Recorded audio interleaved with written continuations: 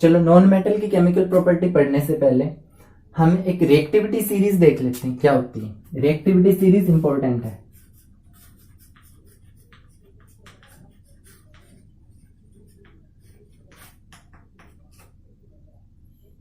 Reactivity series, अच्छा ये reactivity series क्या होती है? हमने फर्स्ट लेसन के अंदर जो पहला चैप्टर था हमारा केमिकल रिएक्शन इक्वेशंस, उसके अंदर हमने एक डिस्प्लेसमेंट रिएक्शन पढ़ी थी। डिस्प्लेसमेंट रिएक्शन के अंदर हमने ये पढ़ा था कि जब एक मेटल अपने कंपाउंड को किसी हाईली रिएक्टिव मेटल के साथ डिस्प्लेस कर दे तो वो डिस्प्लेसमेंट रिएक्शन होती है। तो ये हमारे पास मान लो ये एक मेटल है, मेटल के साथ अपना कंपाउंड है, ये दूसरा मेटल है। अगर ये मेटल इसके कंपाउंड को, इसके यौगिक को अगर अपने साथ लेके गया तो इसका मतलब ये है कि ये ज्यादा रिएक्टिव है इससे, ठीक है। अब रिएक्टिविटी सीरीज का कैसे पता लगाएं? तो कुछ मेटल्स की रिएक्टिविटी सीरीज, उसका पता लगाने के लिए जैसे, ठीक है, ये कुछ मेटल्स हैं जो कि रिएक्टिविटी सीरीज के डिक्रीजिंग ऑर्डर के अंदर रखी हुई है। रिएक्टिविटी डिक्रीज हो रही है, मतलब सबसे ज्यादा मोस्ट जो रिएक्टिव मेटल्स हैं वो पोटेशियम, ये सोडियम, कैल्शियम, ये होती हैं। पोटेशियम और सोडियम तो इतनी ज्यादा रिएक्टिव होती हैं कि ये ठंडे पानी के साथ भी रिएक्शन कर लेती हैं। हवा और पानी के संपर्क में आते ही ये आग पकड़ लेती हैं, ब्लास्ट हो जाती है। सोडियम को यदि तुम पानी में फेंक दोगे तो वो ज्यादा रिएक्शन करेगी और हमें जलती हुई दिखाई देगी, ठीक है। कुछ ऐसी रिएक्टिव हैं। कुछ गर्म पानी के साथ रिएक्शन करती हैं, ठीक है, उसके बाद वो स्टीम के साथ रिएक्शन करती हैं। कुछ ऐसे मेटल्स हैं जो रिएक्शन करते ही नहीं है, ठीक है। यहाँ पे देखो, इसको याद करने की एक ट्रिक है। इससे पोटेशियम याद करने की जो ट्रिक है वो यहां पे लिख लो।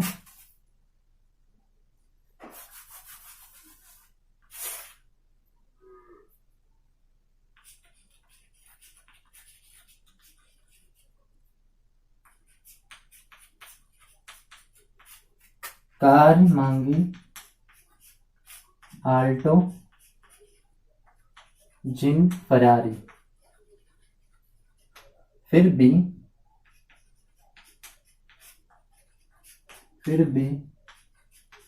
क्यों मिले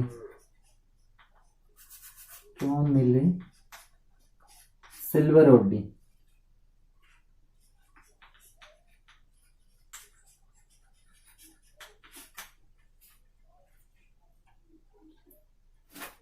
यहाँ देखो ये एक रिएक्टिविटी सीरीज है, इसकी एक ट्रिक है।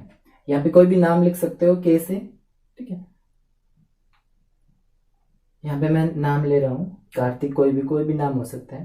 कैटरीना, यहाँ देखो ने, ये राने, कार, ये रहा कार, मांगी, ये रहा एमजी मांगी, आल्टो, ये जेन, ये फरारी, फिर भी, ये रहा पीबी, फिर भी क्यों। तो ये हाइड्रोजन क्योंकि मेटल नहीं है, इसको वैसे रिएक्शन करता है इसलिए भी इसको बीच में लाया गया। फिर भी क्यों, ये रहा क्यों, कॉपर, मिली, ये मिली, यहां से मिली, Hg नहीं, मिली का मतलब मरकरी, ठीक है, मरकरी का सिंबल होता है Hg, तो मिली। सिल्वर, ये रहा सिल्वर, और ओडी, ये रहा ओडी, ठीक है। यहां से कैटरीना से बनता है के, यानी potassium is the most reactive metal. ने यानी सोडियम, कार मतलब calcium, magnesium, aluminium, zinc, iron, lead, hydrogen, copper, mercury, silver और गोल्ड। ये कुछ मेटल्स हैं जो रिएक्टिविटी की डिक्रीजिंग ऑर्डर के अंदर रखी हुई हैं। तो अब हमने जो रिएक्टिविटी सीरीज पढ़ी है, तो रिएक्टिविटी सीरीज क्या होती है? रिएक्टिविटी सीरीज जैसे एक सीरीज होती है मेटल्स की, धातुओं की एक श्रेणी होती है, क्रियाशीलता श्रेणी बोलते हैं इसको, क्रियाशीलता श्रेणी। धातुओं की एक ऐसी श्रेणी होती है, मेटल्स की एक ऐसी सीरीज होती है जिसके अंदर वो उनके डिक्रीजिंग ऑर्डर के अंदर वो मेटल्स जो होती हैं वो रखी जाती हैं, डिक्रीजिंग ऑर्डर के अंदर। या हम किसी भी ऑर्डर के अंदर लिख लेते हैं तो वो रिएक्टिविटी सीरीज हो गई। यहाँ पे सीरीज के अंदर, इस सीरीज के अंदर वो डिक्रीजिंग ऑर्डर के अंदर हमने रखी थी। यहाँ पे हमने देखा था कि कुछ पहले जो 4 धातुएं, 4 जो मेटल्स हैं वो रिएक्शन करती हैं, कोल्ड वाटर के साथ भी रिएक्शन कर जाती हैं। उसके बाद जो मेटल थी वो हॉट वाटर के साथ करती थी, फिर जो मेटल थी वो स्टीम के साथ करती थी, स्टीम के साथ, भाप के साथ, और उसके बाद कुछ मेटल ऐसी थी जो रिएक्ट ही नहीं करती थी। ठीक है, तो रिएक्टिविटी सीरीज। अब रिएक्टिविटी सीरीज के बारे में हमने यहाँ पे पढ़ा था।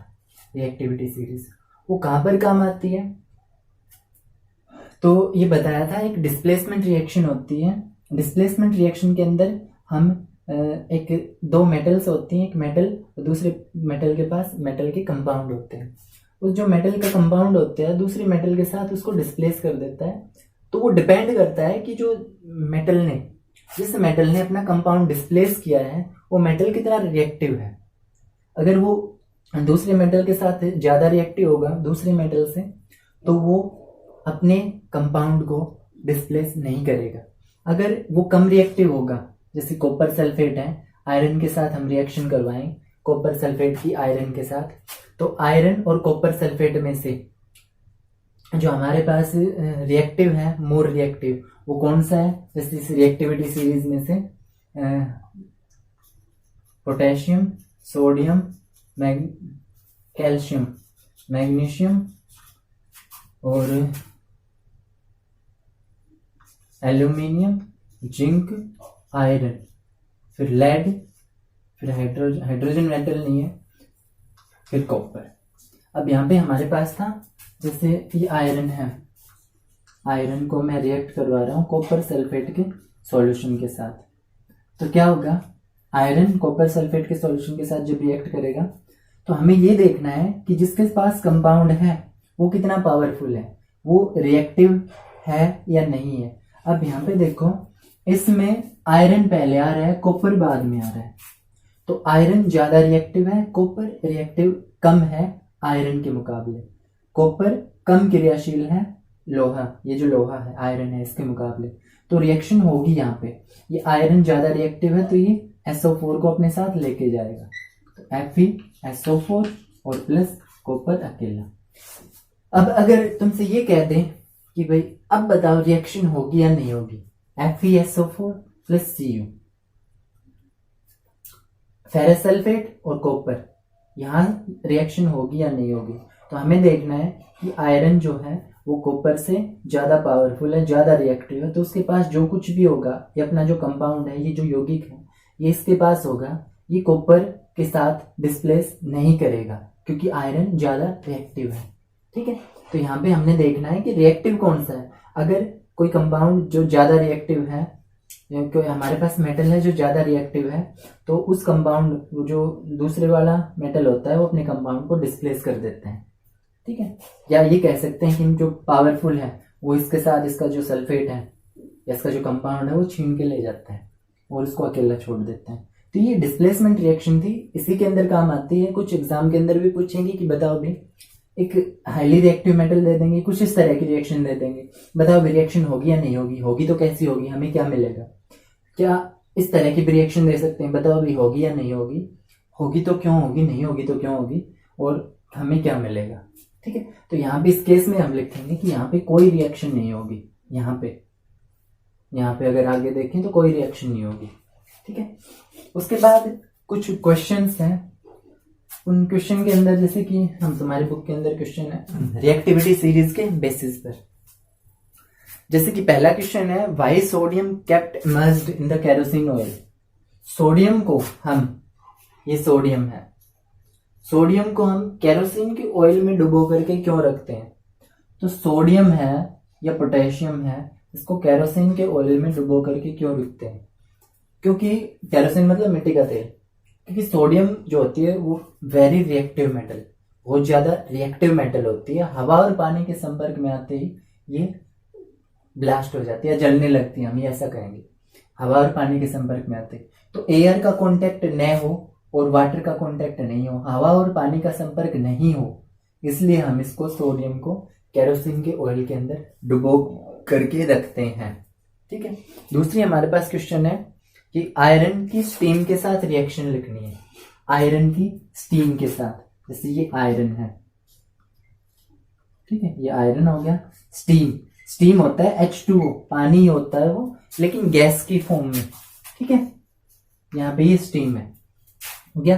जब इसकी रिएक्शन करते हैं तो हमने बताया था मेटल को जब पानी के साथ रिएक्शन करेंगे तो उसके ऑक्साइड बनेंगे, ठीक है। और हाइड्रोजन गैस Fe2O3 ये हो गया ऑक्साइड और H2, ठीक है, ऐसा बनेगा। यहाँ पे रिएक्शन को बैलेंस हो जाएंगे, या FeO भी हो सकता है, ठीक है। जैसे ये 2 है तो यहाँ पे 2 कर दो, ये H2 है, O3 है तो यहाँ पे O3 होने चाहिए, ये 3 हो गया और ये 3 हो गया। यहाँ पे रिएक्शन बैलेंस हो गई, ठीक है। आयरन को हमने H2O के साथ रिएक्ट करवाना है। अगर ऐसे ही तुम्हारे पास या पेपर के अंदर, एग्जाम के अंदर ऐसा कोई क्वेश्चन आ जाए कि भाई आयरन को हमने रिएक्ट करवाना है स्टीम के साथ, तो स्टीम का मतलब होता है भाप, भाप का मतलब पानी होता है वो, लेकिन गैस की फॉर्म में होता है। अब स्टीम क्यों कहा है? क्योंकि आयरन ठंडे पानी के साथ रिएक्शन नहीं करता है, इसलिए स्टीम कहा है यहाँ पे, ठीक है। तो स्टीम के साथ ही रिएक्शन करेगा, गर्म पानी के साथ भी कमी करता है या नहीं करता है, हम कहेंगे स्टीम के साथ रिएक्शन करता है। रिएक्शन करने के बाद इसके ऑक्साइड बनते हैं और हाइड्रोजन गैस बाहर निकालनी। तो ऐसा कोई क्वेश्चन आ जाए तो तुमने ये रिएक्शन लिखनी है और रिएक्शन बैलेंस्ड होनी चाहिए। अभिक्रिया को संतुलित करके लिखेंगे यहाँ पे, ठीक है। अब अगला क्वेश्चन है कि हाँ, यहाँ पे एक टेबल दे रखी है अगले क्वेश्चन के अंदर, जो हमारे बुक के अंदर क्वेश्चन है एनसीईआरटी की बुक में, उसमें एक टेबल दे रखी है और कुछ सॉल्यूशंस दे रखे हैं और उनमें कुछ मेटल्स भी हैं। तो हमने बताना है कि रिएक्शन होगी या नहीं होगी। कुछ रिएक्टिव मेटल है, कुछ लेस रिएक्टिव मेटल्स हैं, तो वहां पे किसके साथ कंपाउंड है, किसी के साथ नहीं है। तो यहाँ पे बताना है कि रिएक्शन होगी या नहीं होगी, होगी तो कैसे होगी, नहीं होगी तो किस प्रकार होगी। तो हमने सिंपली ये देखना है कि कौन सा जो मेटल्स है वो लेस रिएक्टिव है, कौन सा मोर रिएक्टिव है। तो उसके हिसाब से जो ज्यादा रिएक्टिव होगा वो अपने साथ कंपाउंड को लेके जाएगा। तो इस तरह से अगला जो क्वेश्चन है कि कौन सी गैस प्रोड्यूस्ड होती है, या कैल्शियम एंड पोटेशियम वाटर के साथ रिएक्शन, वही बात है। कैल्शियम को वाटर के साथ रिएक्ट करवाओगे H2O के साथ, तो इसके कैल्शियम के oxide CaO, calcium oxide plus H2, hydrogen gas. वैसे ही पोटेशियम है, जैसे किसी तरह पोटेशियम जब पानी के साथ रिएक्शन करेगा तो पोटेशियम के ऑक्साइड बनेंगे और हाइड्रोजन गैस बाहर निकलेगी, सीधी सी बात है। उसके बाद है अगला क्वेश्चन कि कौन सी गैस प्रोड्यूस्ड होगी जब HCl को, हाइड्रोक्लोरिक एसिड को किसी रिएक्टिव मेटल के साथ, किसी भी रिएक्टिव मेटल के साथ हम रिएक्ट करवाएंगे। कौन सी गैस प्रोड्यूस्ड होगी, कौन सी गैस बाहर निकलेगी जब हम हाइड्रोक्लोरिक एसिड को हम रिएक्ट करवाते हैं रिएक्टिव मेटल के साथ। तो हमने ये पढ़ा था जब मेटल्स होती हैं, मेटल जैसे कोई भी मेटल है उसको हम हाइड्रोक्लोरिक एसिड के साथ रिएक्शन, जैसे ये हाईली रिएक्टिव मेटल है सोडियम, इसको HCl के साथ रिएक्ट करवाते हैं तो हमारे पास बनता है NaCl प्लस H2। तो कौन सी गैस प्रोड्यूस्ड होती है, सिर्फ ये पूछे हैं। तो हाइड्रोजन गैस प्रोड्यूस्ड होगी, हाइड्रोजन गैस बाहर निकलेगी जब सोडियम को, किसी भी रिएक्टिव मेटल को हम HCl के साथ रिएक्ट करवाएंगे तो होगा क्या, सोडियम या कोई जो मेटल है उसके क्लोराइड हमें मिलेंगे और ये जो हाइड्रोजन है वो रिलीज हो जाएगा। उसके बाद ये हाइड्रोक्लोरिक एसिड है, अगर सोडियम को हम नाइट्रिक एसिड के साथ HNO3 इसके साथ रिएक्ट करवाएं तो ये हमारे पास बनेगा NaNO3 और प्लस H2, हाइड्रोजन गैस यहाँ पे रिलीज होगी, ये सोडियम नाइट्रेट हो गया, ठीक है। तो ऐसे ही होंगे सारे। चलो अगला क्वेश्चन देखते हैं कि जिंक और फेरस सल्फेट, ये है जिंक प्लस FeSO4, ये पूछा है कि रिएक्शन होगी या नहीं होगी। तो यहाँ पे देखो जिंक है ये रहा, और ये है आयरन सल्फेट या फेरस सल्फेट, तो फेरस ये रहा। तो जिंक ज्यादा रिएक्टिव है आयरन से, जिंक ज्यादा रिएक्टिव है आयरन से, क्योंकि जिंक पहले आ रहा है। यहाँ पे रिएक्टिविटी सीरीज है डिक्रीजिंग ऑर्डर के अंदर, तो यहाँ पे क्या आ रहा है, जिंक पहले आ रहा है, तो जिंक ज्यादा रिएक्टिव है किससे, आयरन से। तो यहाँ पे रिएक्शन होगी, जिंक ज्यादा रिएक्टिव है आयरन से तो रिएक्शन होगी। तो ये ZnSO4 और प्लस Fe, इस तरह की रिएक्शन हो जाएगी, डिस्प्लेसमेंट रिएक्शन होगी। ठीक है, उसके बाद हम करेंगे कि जो मेटल्स हैं, मेटल्स वो नॉन मेटल के साथ किस तरह से रिएक्ट करती है, मेटल और नॉन मेटल। ठीक है, मेटल्स और नॉन मेटल रिएक्ट करेंगे। तो अब हम ये पढ़ेंगे कि मेटल्स एंड नॉन मेटल कैसे रिएक्ट करते हैं। How does metal and non metal react,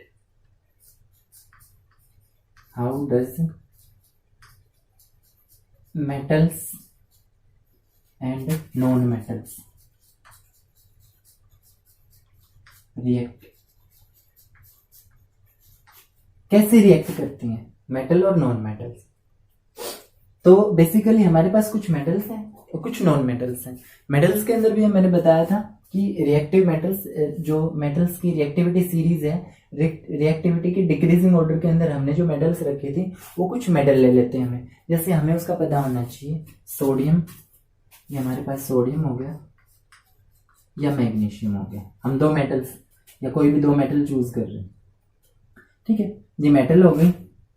ये नॉन मेटल भी ले लेते हैं। नॉन मेटल के अंदर जैसे मेटल को छोड़ करके बाकी जो कुछ भी है सारी नॉन मेटल है। जितनी भी गैसेस हैं वो लगभग सारी नॉन मेटल के अंदर ही आती हैं। जैसे कि हम ये ले रहे हैं, नाइट्रोजन हो गया, ऑक्सीजन हो गया, फ्लोरीन हो गया, क्लोरीन हो गया। ठीक है, तो ये दोनों आपस में, ये मेटल्स हो गई, ये नॉन मेटल हो गई। ये रिएक्ट कैसे करते हैं, कैसे रिएक्शन करते हैं एक दूसरे से। तो रिएक्शन करने के लिए सबसे पहले हमें पता होना चाहिए इन दोनों का, सोडियम का और मैग्नीशियम का। इससे रिएक्शन तो करते हैं ये। सोडियम का जैसे क्लोरीन के साथ हम रिएक्शन करवाते हैं, तो ये है सोडियम और ये है क्लोरीन। जब रिएक्शन करवाएंगे तो हमें सबको पता है Cl2 होगा यहाँ पे, क्योंकि क्लोरीन गैस है, तो यहाँ पे NaCl बनेगा। ठीक है, वो NaCl कैसे बनता है, किस प्रकार बनता है। हमारे पास कोई भी मेटल होती है या कोई भी नॉन मेटल होती है या कोई भी एलिमेंट होता है, कोई भी, ठीक है, वो रिएक्शन कब करता है, रिएक्शन तब करता है जब उसकी आउटर मोस्ट जो ऑर्बिट है, बाहर वाली जो ऑर्बिट है वो फुलफिल नहीं हो, भरी हुई नहीं हो। तो उसको भरने के लिए वो रिएक्शन करता है किसी दूसरे कंपाउंड के साथ या किसी दूसरे मेटल या नॉन मेटल के साथ, वो पेयर बना लेता है, जोड़े बना लेता है। तो उसको भरने के लिए, जैसे हमारे पास है सोडियम, सोडियम का एटॉमिक नंबर हमें पता है, सोडियम का एटॉमिक नंबर होता है 11 और क्लोरीन का जो एटॉमिक नंबर होता है वो होता है 17। ठीक है, अब क्लोरीन, सोडियम का हम इलेक्ट्रॉनिक कॉन्फ़िगरेशन लिखेंगे, तो ये हमारे पास सोडियम की एक जो ऑर्बिट, और इसके अंदर ये न्यूक्लियस है, न्यूक्लियस के चारों तरफ ये 3 ऑर्बिट है, 3 ऑर्बिट जिनके अंदर इलेक्ट्रॉन चक्कर लगा रहे हैं। अब देखो सोडियम के पास है 11 इलेक्ट्रॉन। ठीक है, तो 2 फर्स्ट ऑर्बिट में आ गए, पहले में 2 ही आते हैं, दूसरी में आते हैं 8, 1 2 3 4 5 6 7 और ये हो गया 8, 8 और 2 10 है, इसके अंदर 11, तो एक और बच गया, तो ये एक जो है वो बाहर वाले में। और क्लोरीन की अगर देखें तो ये क्लोरीन 2 8 और 7, ये हो गया, फर्स्ट ऑर्बिट में आएंगे 2, दूसरे में 8 1 2 3 4 5 6 7 और 8, और तीसरी ऑर्बिट के अंदर आएंगे 7 1 2 3 4 5 6 7, ये हो गया 2 8 7। हमारे पास ये ऑर्बिट होती हैं 2 8 1, ये फर्स्ट ऑर्बिट, ये सेकंड ऑर्बिट, ये थर्ड ऑर्बिट। तो फर्स्ट ऑर्बिट, पहली ऑर्बिट के अंदर तो 2 ही इलेक्ट्रॉन आते हैं, दूसरे के अंदर 8, तीसरे के अंदर 8, इस तरह से आते हैं। तो यहाँ पे सोडियम को देखो, सोडियम की आउटर मोस्ट सेल के अंदर, बाहरी कोश के अंदर, बाहरी ऑर्बिट के अंदर 1 इलेक्ट्रॉन है। हर एलिमेंट ये चाहता है कि उसका जो बाहरी कोश है, आउटर मोस्ट ऑर्बिट है, वो फुलफिल रहे, भरा रहे। तो ये क्या करेगा, अपने आउटर मोस्ट सेल को फुलफिल करने के लिए, या तो ये 1 इलेक्ट्रॉन है, 7 की कमी है, या तो ये 7 इलेक्ट्रॉन कहीं से लेगा, ठीक है, या इसके पास जो 1 एक्स्ट्रा इलेक्ट्रॉन है इसको भी लूज कर देगा, तो ये इसकी आउटर मोस्ट सेल ये हो जाएगी फिर। तो इसके लिए इजी कौन सा होगा, आसान कौन सा होगा, तो ये 7 इलेक्ट्रॉन लेना तो मुश्किल होगा, तो इसके लिए इजी होगा 1 इलेक्ट्रॉन को खो दे। ठीक है, ये हो गया सोडियम की बात। अब क्लोरीन की देखें तो जब क्लोरीन, देखो यहाँ पे आउटर मोस्ट ऑर्बिट में 7 इलेक्ट्रॉन है, इसके पास 1 इलेक्ट्रॉन की कमी है, ठीक है। तो या तो ये 7 इलेक्ट्रॉन खोएगा तब इसकी आउटर मोस्ट ऑर्बिट फुलफिल होगी, या 1 इलेक्ट्रॉन कहीं से ले लेगा तो इसकी आउटर मोस्ट ऑर्बिट फुलफिल हो जाएगी, भर जाएगी। तो जब ये दोनों कांटेक्ट में आते हैं, सोडियम के ऊपर हम ये 1 इलेक्ट्रॉन दिखा देते हैं क्योंकि इसके आउटर मोस्ट ऑर्बिट में 1 इलेक्ट्रॉन है, तो 1 हमने दिखा दिए। प्लस ये है क्लोरीन के अंदर हमने 7 इलेक्ट्रॉन दिखाने हैं, 1 2 3 4 5 6 और ये हो गया 7, ठीक है। या 7 में यहाँ पे दिखा दो, 7 इलेक्ट्रॉन हो गए।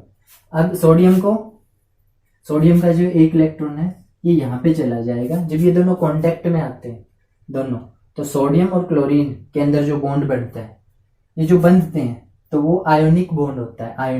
आयोनिक बॉन्ड कैसे, आयन क्या होते हैं, आयन वो होते हैं मेनली, यहाँ पे तुम सिर्फ इतना समझो कि जिनके ऊपर चार्ज होते हैं, प्लस का या माइनस का, ठीक है। तो जब मान लो ये 1 इलेक्ट्रॉन को खो देगा, 1 इलेक्ट्रॉन को लूज कर देगा, यहाँ पे इसने 1 इलेक्ट्रॉन लूज कर दिया, तो अब इसके पास इलेक्ट्रॉन हो गए 10, ठीक है। और क्लोरीन के पास इलेक्ट्रॉन हो गए 18, अभी भी 18 है दोनों के पास, लेकिन क्लोरीन के पास एक ज्यादा हो गया और सोडियम में इसके अंदर से 1 इलेक्ट्रॉन बाहर निकल गया, ठीक है। तो इसके बीच में एक बॉन्ड बनता है कि भाई मैं आपको 1 इलेक्ट्रॉन दे दूंगा, मेरा भी फायदा आपका भी फायदा है, मेरे पास एक्स्ट्रा पड़ा हुआ है आप ले लो। तो ये सोडियम के ऊपर आ जाता है पॉजिटिव चार्ज क्योंकि इसने 1 इलेक्ट्रॉन खोया है, और क्लोरीन के ऊपर आ जाता है नेगेटिव चार्ज, ठीक है। तो ये बॉन्ड बनाता है Na पॉजिटिव और Cl नेगेटिव, कुछ इस तरह से ये बॉन्ड बनाता है, ठीक है। तो आयोनिक बॉन्ड सारे इसी तरह से बनते हैं, ठीक है। तो यहाँ पे क्या होगा, जैसे पता कैसे चले भी पॉजिटिव चार्ज आया है, तो यहाँ पे देखो जितनी मात्रा में शुरू में बताया था, शायद बताया होगा, जैसे इलेक्ट्रॉन होते हैं, इलेक्ट्रॉन के ऊपर जो चार्ज होता है वो माइनस का 1.6 इंटू 10⁻⁻19 कूलाम। प्रोटॉन के ऊपर जो चार्ज होता है वो प्लस का इतना ही, सेम टू सेम 1.6 इंटू 10⁻⁻19। और जो न्यूट्रॉन होता है उसके ऊपर 0, नो चार्ज, क्योंकि न्यूट्रॉन है, न्यूट्रल। यहाँ पे देखो जितनी मात्रा में न्यूक्लियस के अंदर होते हैं प्रोटॉन और न्यूट्रॉन, और इलेक्ट्रॉन जो होते हैं वो बाहर चक्कर लगाते हैं, तो जितनी मात्रा में इलेक्ट्रॉन होते हैं किसी भी एलिमेंट के ऊपर उतनी मात्रा में प्रोटॉन होते हैं। तो मान लो इसके पास पहले थे 11 इलेक्ट्रॉन और इसके पास प्रोटॉन भी कितने होंगे, 11 है, 11 ही प्रोटॉन होंगे। तो माइनस के 11 हो गए, प्लस के 11 हो गए, तो इन दोनों कैंसिल होकर के 0 आएगा, -11 + 11, क्योंकि प्रोटॉन पे प्लस का है, इलेक्ट्रॉन पे माइनस का है, तो ये हो जाएगा 0, नेट चार्ज 0। अब हमने क्या किया, इसका 1 इलेक्ट्रॉन निकाल दिया, तो प्रोटॉन अभी भी कितने हैं, 11, और इलेक्ट्रॉन कितने बच गए, 10, उसके ऊपर चार्ज कितना आ गया, 1, प्लस का 1, तो नेट पॉजिटिव चार्ज आ गया। जब कोई भी एलिमेंट 1 इलेक्ट्रॉन या इलेक्ट्रॉनों को लूज करता है तो उसके ऊपर पॉजिटिव चार्ज आ जाता है, वो आयन बन जाते हैं, आयन में कन्वर्ट हो जाते हैं, ठीक है। और यही मेन कारण है इलेक्ट्रिसिटी को कंडक्ट करने का मेन कारण है, क्योंकि जो आयोनिक कंपाउंड होते हैं उनके अंदर पॉजिटिव या नेगेटिव चार्ज होते हैं, और इलेक्ट्रिसिटी क्या होती है, फ्लो ऑफ इलेक्ट्रॉन या फ्लो ऑफ चार्जेस ही होता है, तो चार्जेस पहले से मौजूद होते हैं। तो यहाँ पे हम ये लिखेंगे कि जो आयोनिक कंपाउंड होते हैं वो गुड कंडक्टर ऑफ इलेक्ट्रिसिटी होते हैं, गुड कंडक्टर।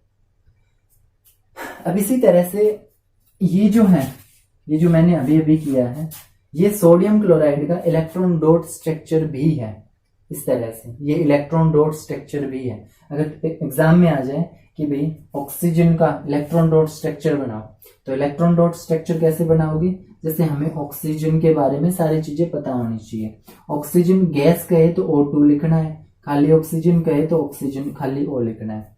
अब इसका इलेक्ट्रॉन डॉट स्ट्रक्चर कैसे बनाओगे, ऑक्सीजन का एटॉमिक नंबर होता है 8, ठीक है, और ये इसका कॉन्फ़िगरेशन होगा 2 और 6, इस तरह से। तो फर्स्ट ऑर्बिट में आएंगे 2, दूसरे में 6, तो सिंपली तुमने इसके ऊपर 6 इलेक्ट्रॉन दिखा देने हैं, 6 इलेक्ट्रॉन।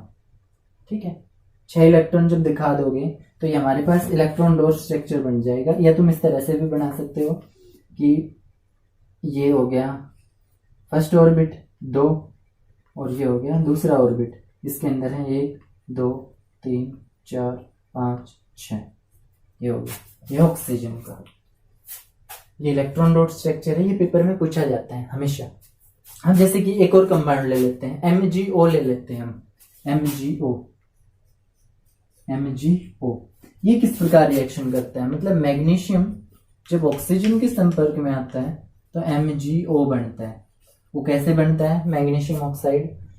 तो यहाँ पे देखो मैग्नीशियम का जो एटॉमिक नंबर होता है वो 12 होता है, मैग्नीशियम का एटॉमिक नंबर 12, ऑक्सीजन का एटॉमिक नंबर यहाँ पे देखो 8। ठीक है, तो वैसे ही जैसे ये बनाए थे डॉट स्ट्रक्चर, पहले मैग्नीशियम का बनाओ, मैग्नीशियम के 12 हो गए तो 2 8 और 2 यहाँ पे लिखेंगे।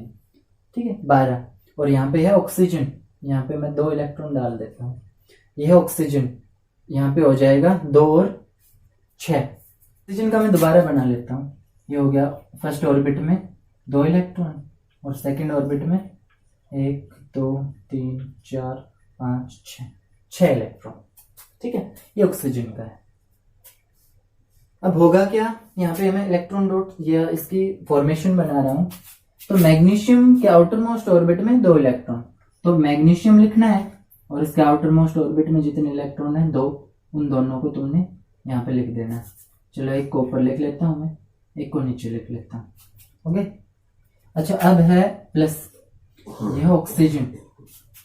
ठीक है, ऑक्सीजन के साथ, ऑक्सीजन जब इसके साथ रिएक्ट करेगी तो होगा क्या, तो देखो ये है 1 2 3 4 5 6। अब ऑक्सीजन को कितने चाहिए, 6 है आउटर मोस्ट ऑर्बिट के अंदर, तो ऑक्सीजन को चाहिए 2 इलेक्ट्रॉन 8 करने के लिए।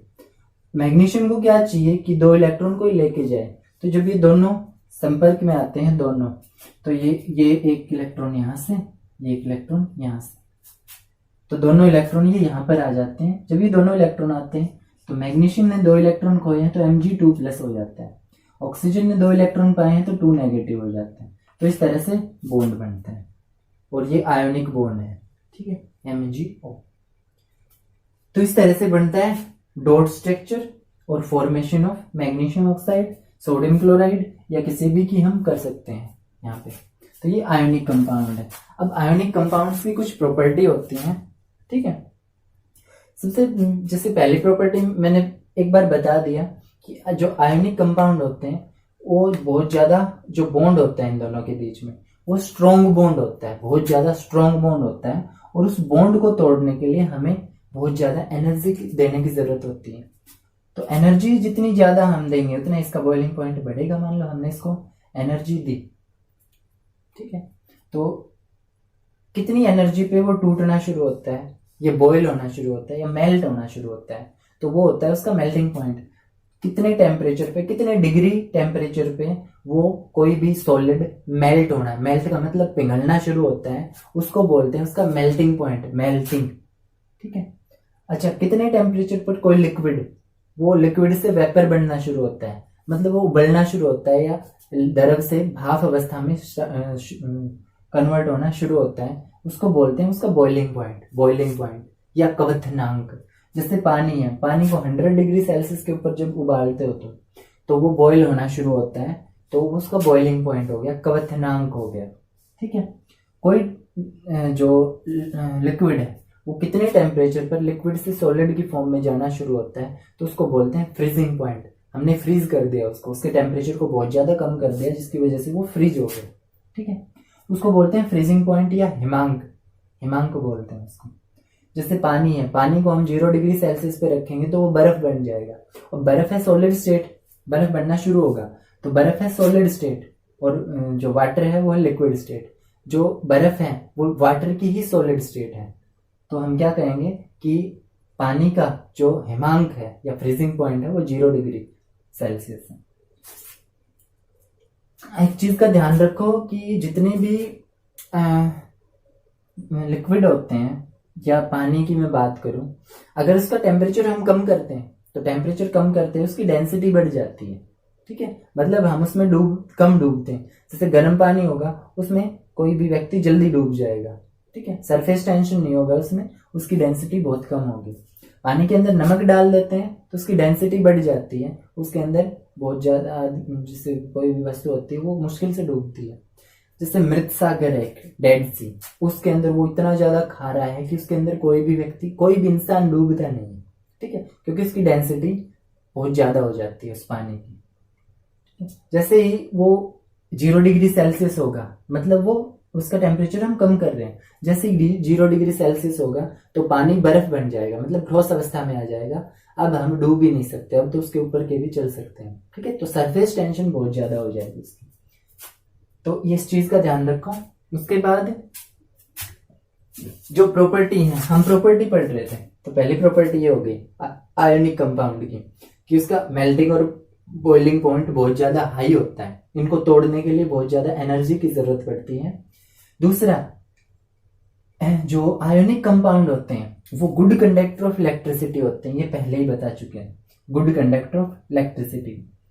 तीसरा, जो आयोनिक कंपाउंड होते हैं वो मेनली कुछ तो होते हैं जो सोलेबल, पानी के अंदर घुल जाते हैं, या मेनली पानी के अंदर ही घुलते हैं ये। बाकी जैसे सोलवेंट होते हैं, जैसे कि कैरोसिन हो गया या और कोई ऑयल हो गया, इनके अंदर ये घुलते नहीं है।